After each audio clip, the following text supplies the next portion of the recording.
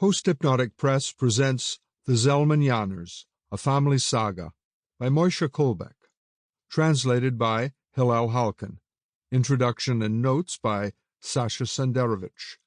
Narrated by David Skulski.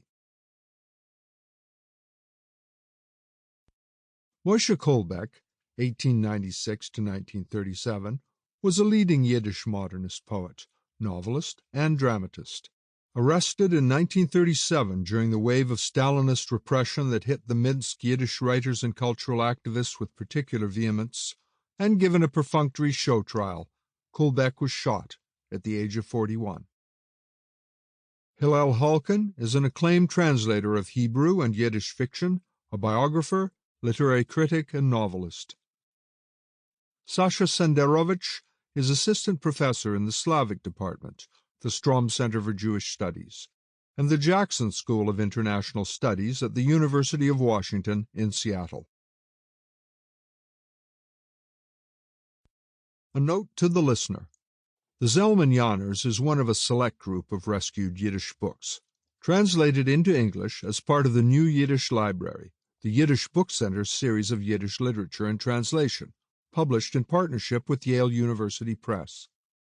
This audiobook includes the critical introduction by Sasha Senderovich.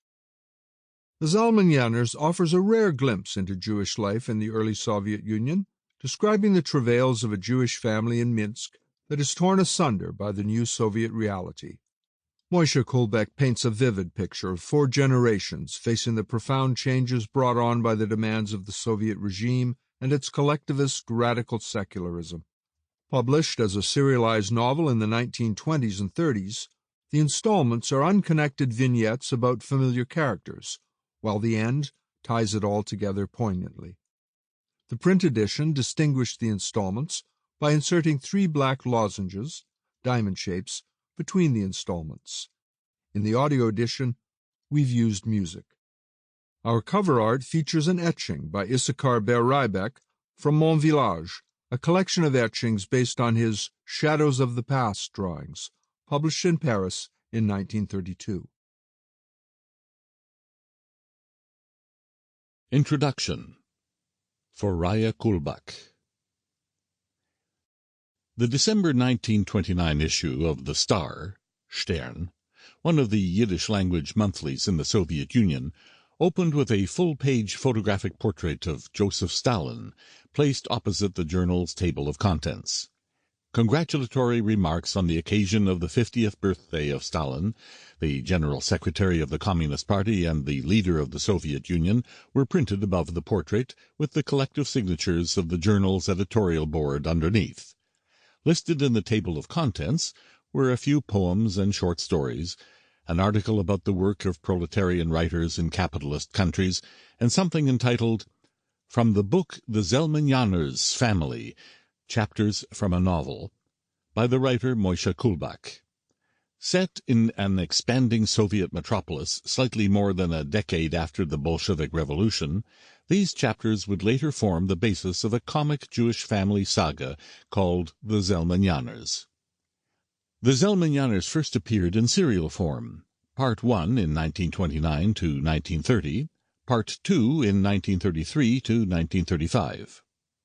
What today's reader can get through in just a few sittings took the readers of the Star 6 years, with a long break between installments. In this respect, Kulback's novel was not so unusual. Charles Dickens took a year and a half to bring out Bleak House in serial form, and subscribers to the journal The Russian Messenger, the original audience of Leo Tolstoy's Anna Karenina, had to wait 2.5 long years to read the novel from beginning to end. A war that hadn't yet started when Tolstoy began to serialize his novel in 1875 was in full swing by the time he was finishing it in 1877. Similarly, the Soviet Union where Kulback first set out to work on the Zelmenyaners in 1929 was hardly the same country once the serialization of the novel was finished in 1935. Many momentous things happened in those years, and these changes were palpable in the pages of The Star. The issue containing the first installment of the Zelmenyaners appeared just 1 month after Stalin's famous Sample complete. Ready to continue?